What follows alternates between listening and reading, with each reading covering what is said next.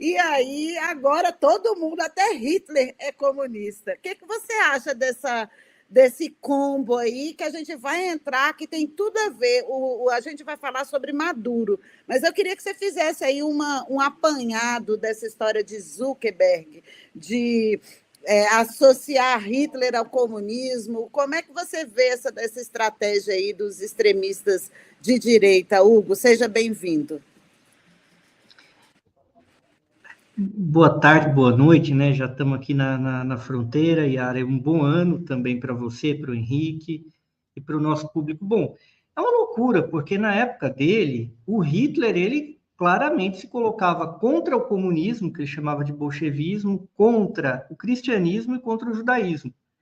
Então, não tem como dizer que o Hitler era favorável ao cristianismo, ao comunismo e ao judaísmo.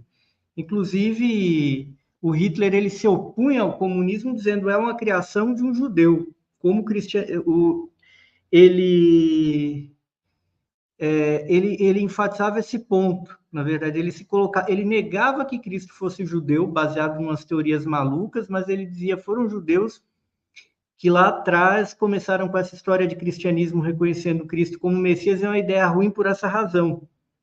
Hitler escreveu isso no livro.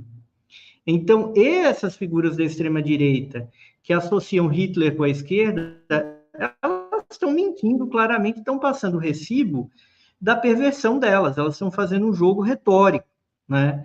É uma armadilha. Então, se a gente pegar o que Hitler dizia, o que ele escrevia na época, Hitler era, de novo, anticomunista, anticristão e anti-judaico. Eles tiveram uma relação pragmática com o cristianismo, mas eles defendiam uma crítica ali ao cristianismo, dizendo que eram valores menores. Estava dentro de um bojo do antissemitismo mais geral. Marx, ali, Engels, criadores do comunismo, eram judeus. O partido de extrema-direita da Alemanha, ele tem duas alas. A ala que é dominante, que vai apresentar a atual liderança, é uma ala que é dominante por muito pouco. Ela é uma ala de extrema-direita, mas que, curiosamente, é uma extrema-direita aliada, digamos, com a OTAN e com os Estados Unidos. E eles são um pouco críticos da ideia de nazismo. Eles reproduzem muita coisa da extrema-direita alemã, mas eles tentam ter uma diferenciação em alguns pontos do que foi o nazismo na Alemanha. Muito embora a outra ala, que é dominante, sobretudo no leste da Alemanha, liderada pelo Björn Höcke, que é o líder do partido na Turíngia, aí é uma ala praticamente nazista mesmo, em todo o sentido que vocês puderem imaginar.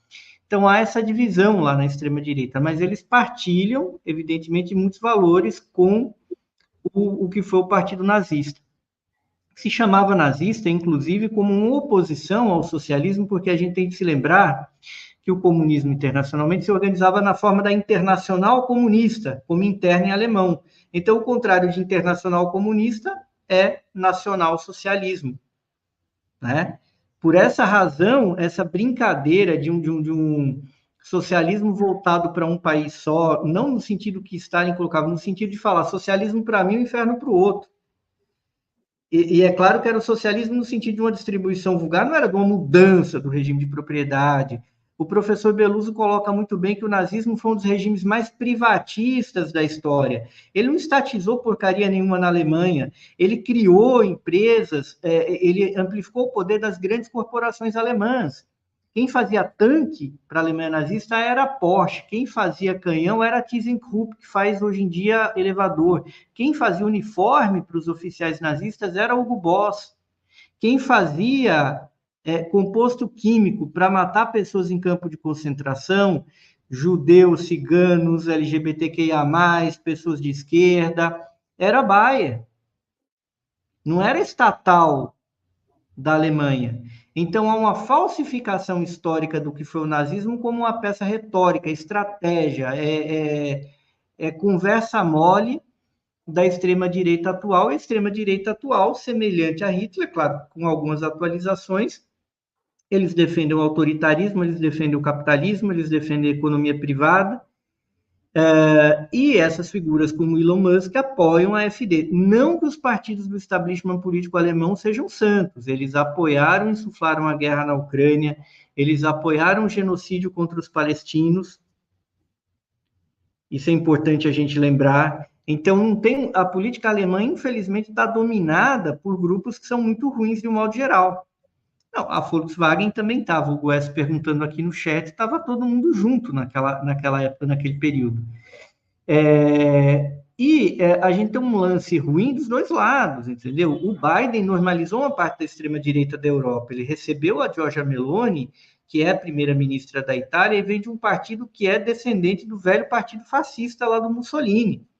Mas por ela estar de acordo com a geopolítica americana, a Giorgia Meloni é normalizada.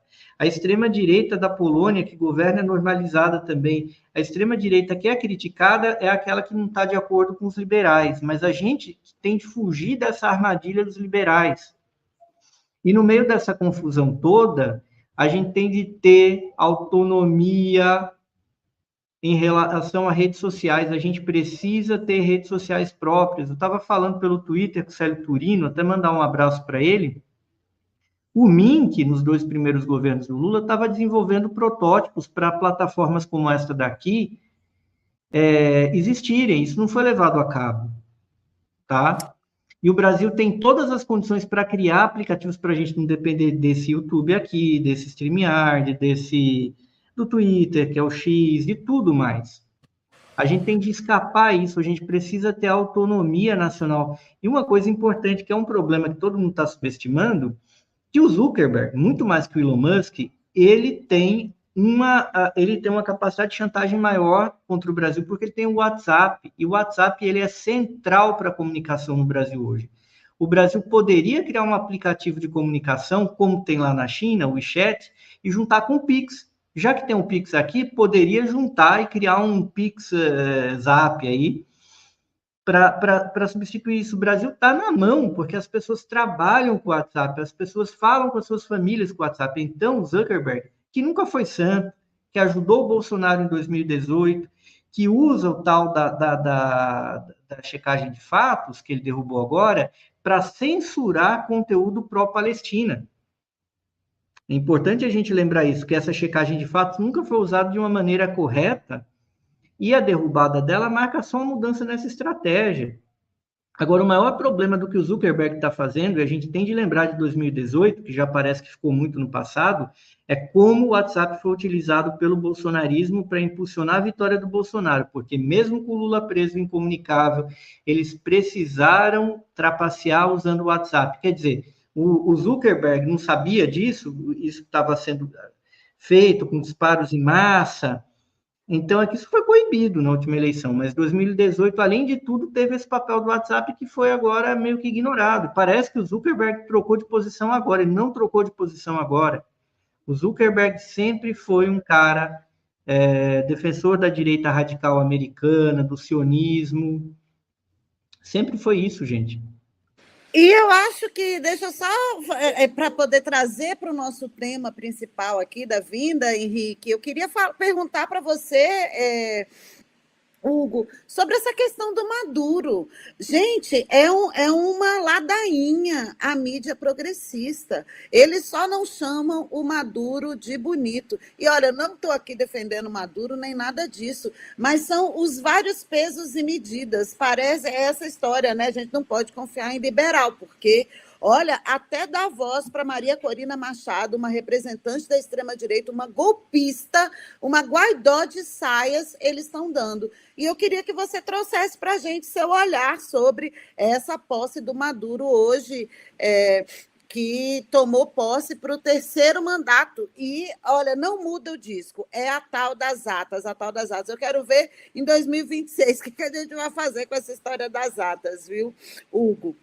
Não, Maduro ganhou, a autoridade eleitoral da Venezuela reconheceu. O Brasil ele não é autoridade eleitoral de nenhum outro país, salvo um caso excepcional de ter um tratado internacional, nem o Brasil, nem ninguém.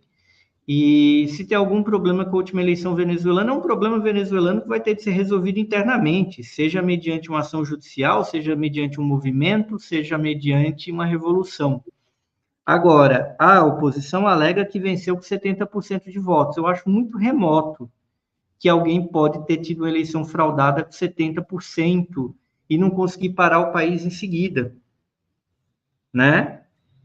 Não parece muito verossímil que isso tenha acontecido, porque não teve uma grande movimentação contra a posse do Maduro.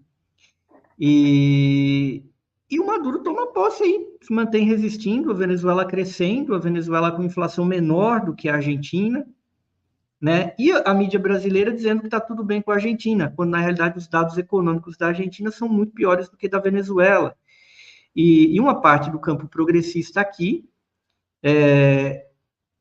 comprando essa ladainha, que é uma ladainha muito grande, e com figuras, eu acho aí de uma forma negativa, alguns ministros do Supremo Tribunal Federal falando sobre Venezuela, não cabe a ministro do STF falar sobre política externa. Eles sabem melhor do que ninguém que é competência do presidente da República e que tem que ser tocado com a mais absoluta calma. Então, há representantes de muitos países lá em Caracas hoje, e basicamente o fato da Europa e dos Estados Unidos não reconhecerem é um problema deles, do mesmo modo que eles apoiam Israel, do mesmo modo que eles estão apoiando esse regime golpista lá na Ucrânia, que o Zelensky está no poder sem eleições, né? É bom repetir isso daí. Então, na verdade, o argumento da Venezuela, anti-venezuelano, anti-Maduro, está dentro do contexto das mesmas potências internacionais que massacram a Palestina. E a gente não pode ser ingênuo de achar que eles estão fazendo bem na Venezuela e estão fazendo mal na Palestina, que eles estão fazendo bem na Ucrânia, mas estão fazendo mal na Palestina. A gente tem de entender, a gente tem de pesquisar e perceber que, na verdade, eles estão... A atuação na Palestina, que é escancarada, ela, na verdade, é coerente com o que eles fazem na Ucrânia, com a expansão da OTAN, e é coerente com o cerco que eles fazem contra a Venezuela, que massacra o povo. E mesmo que a pessoa queira ser contra aqui a Venezuela, ninguém pode negar a centralidade das sanções contra a Venezuela. O PIB da Venezuela não caiu aquele tempo por conta de erro do Maduro. Quando as sanções foram aliviadas um pouquinho por conta da escassez de petróleo e gás causada pela guerra na Ucrânia, a Venezuela imediatamente voltou a crescer e a inflação caiu. Então, a causa da crise na Venezuela é externa. A gente pode dizer que, numa situação normal, o Maduro não seria perfeito. Mas, não ser perfeito não quer dizer que a economia da Venezuela não estaria crescendo, não teria política social. Esse desastre que está aí não é fruto de incompetência do governo venezuelano, é fruto de um cerco violento que é feito por aqueles mesmos que bombardeiam ou mandam armas para Israel bombardear Gaza. Defender o Maduro hoje é defender os povos, as nações oprimidas do imperialismo, que isso não saiu da ordem do dia.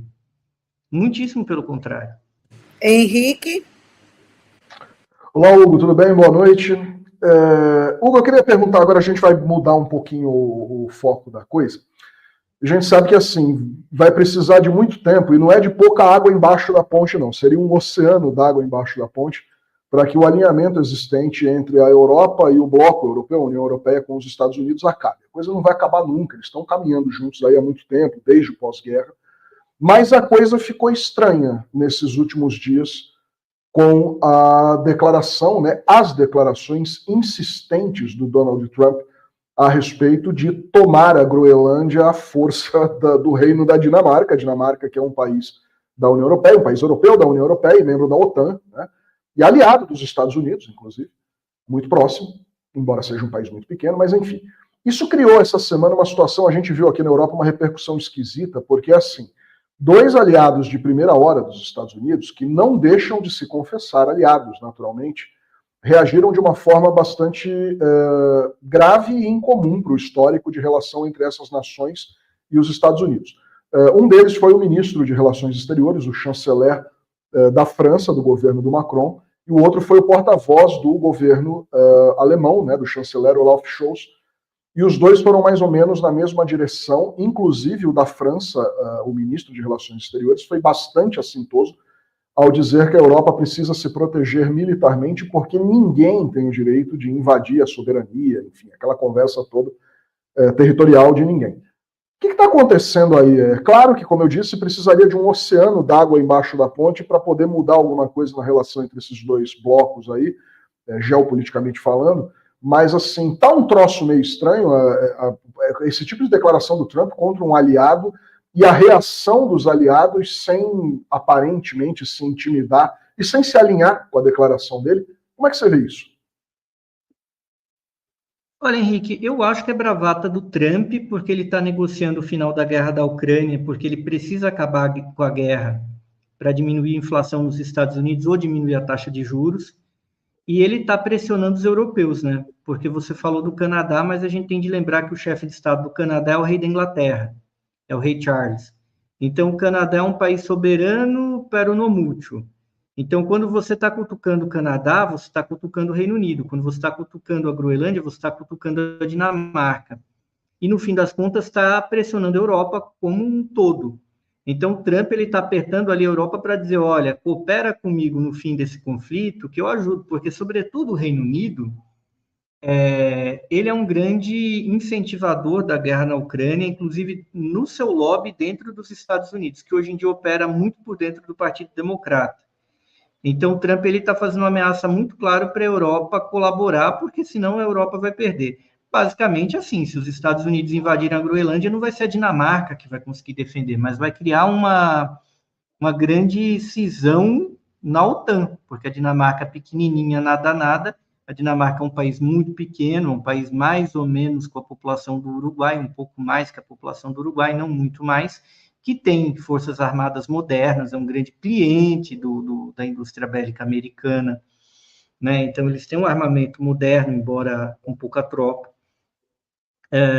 E o Canadá, idem, né? Mas a gente precisa lembrar que a primeira jornada expansionista americana foi a tentativa de invasão do Canadá na década de 1810, foi a única guerra na qual os Estados Unidos não só perderam, como foram invadidos.